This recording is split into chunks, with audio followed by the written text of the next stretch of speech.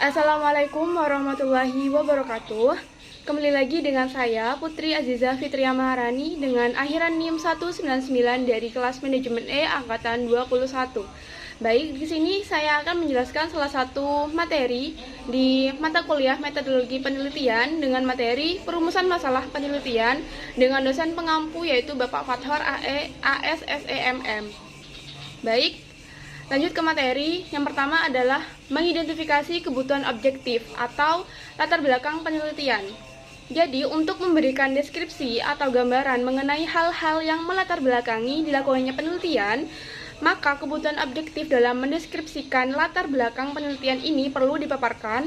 Yang pertama itu ada fakta atau kondisi atau masalah yang ada saat ini atau yang terjadi saat ini. Yang kedua, apa arti pentingnya penelitian yang akan dilakukan? Yang ketiga, bagaimana kaitannya dengan tuntutan kebutuhan saat ini dan tuntutan yang akan ada di masa depan? Dan yang terakhir, ada hal-hal strategis yang akan dicapai berkaitan dengan dilakukannya penelitian tersebut. Selanjutnya ada pengertian dari masalah. Masalah secara sederhananya yaitu dapat didefinisikan sebagai kesenjangan antara yang seharusnya terjadi dan kenyataan yang ada, atau antara desolen dengan desain tidak sesuai. Suatu masalah tidak harus menuntut atau menimbulkan suatu penelitian, tetapi penelitian dilakukan oleh karena adanya sebuah masalah. Jadi, seseorang yang akan melakukan penelitian harus menentukan terlebih dahulu apa masalahnya. Selanjutnya ada sumber menemukan masalah. Pencarian masalah dapat dilakukan dari sumber-sumber masalah sebagai berikut. Yang pertama ada textbook, yang kedua ada laporan penelitian yang tidak dipubliskan, yang ketiga ada proceeding, yang keempat ada tesis, yang kelima ada jurnal, yang keenam ada pengamatan sepintas atau fakta di lapangan, yang ketujuh ada pengalaman pribadi, yang kedelapan ada pertemuan ilmiah atau seminar, diskusi, lokakarya, dan lain-lain, yang kesembilan ada pernyataan pemegang otoritas, dan yang terakhir ada perasaan intuitif pribadi. Selanjutnya ada fenomena bisnis. Fenomena bisnis atau manajemen atau seperti peningkatan atau penurunan penjualan, keluhan konsumen, efektivitas promosi, dan lain-lain. Masalah ini dapat ditemukan di perusahaan melalui observasi, laporan-laporan, berita di koran, dan jurnal.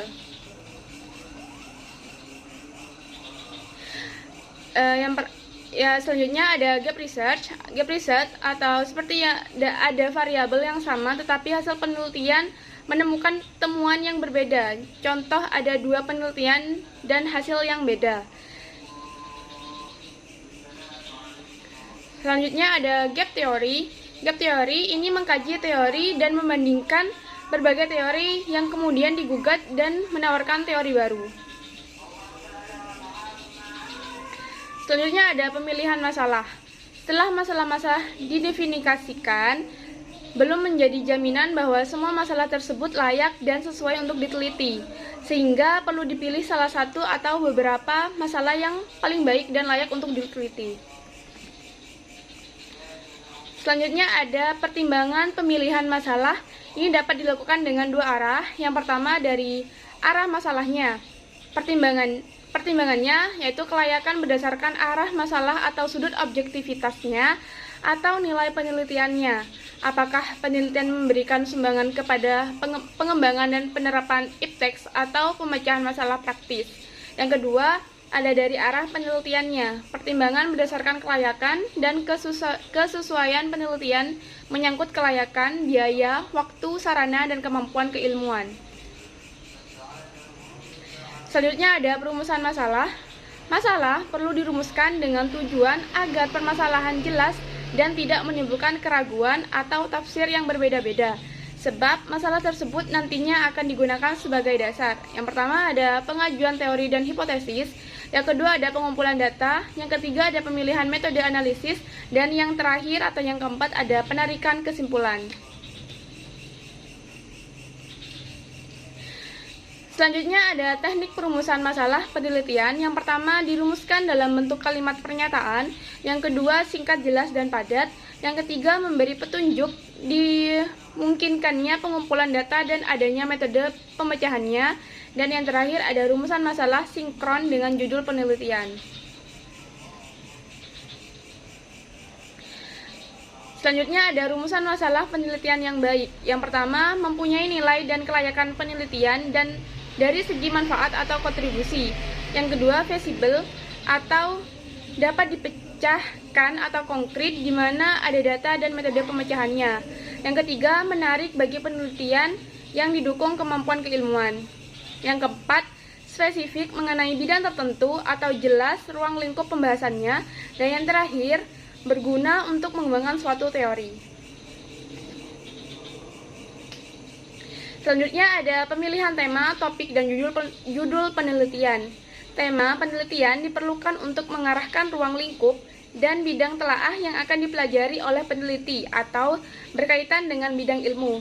Topik penelitian berkaitan dengan garis pembahasan atau bersifat spesifik. Dasar pemilihan tema dan topik penelitian. Yang pertama, ada kemampuan untuk melaksanakan atau keilmuan, sumber daya, dan fisik. Yang kedua, data dapat diamati, termasuk tersedianya alat pengumpulan data. Dan yang terakhir, berkaitan dengan kebutuhan masyarakat atau berkaitan dengan pemecahan masalah-masalah praktis. Penelitian pertimbangan memilih judul. Yang pertama, tampak ruang lingkup dan metode pembahasannya. Yang kedua, tampak ruang lingkup objektif penelitiannya atau populasi atau sampel. Yang ketiga, berkaitan dengan tema dan topik penelitian. Yang keempat, mempertimbangkan masalah yang dihadapi. Yang kelima, mempertimbangkan bidang ilmu yang dipelajari atau dikuasai. Dan yang keenam, judul hendaknya yang sedang aktual. Judul hendaknya dibuat dengan yang pertama, singkat dan jelas. Tidak perlu semua variabel disebutkan dalam judul. Tidak berarti ganda atau dapat ditafsirkan lain. Yang keempat, pergunakan istilah yang sudah umum. Yang kelima, menggunakan bahasa baku. Dan yang keenam, tidak lebih dari 3 baris karena judul yang terlalu panjang dapat membingungkan.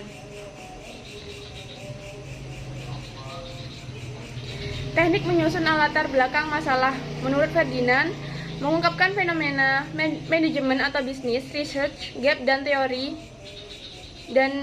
teori, terutama yang didapatkan dari penelitian-penelitian terdahulu atau sebelumnya.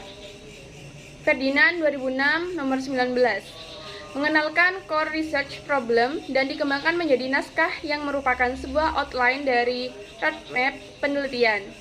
Ferdinand 2006 halaman 31.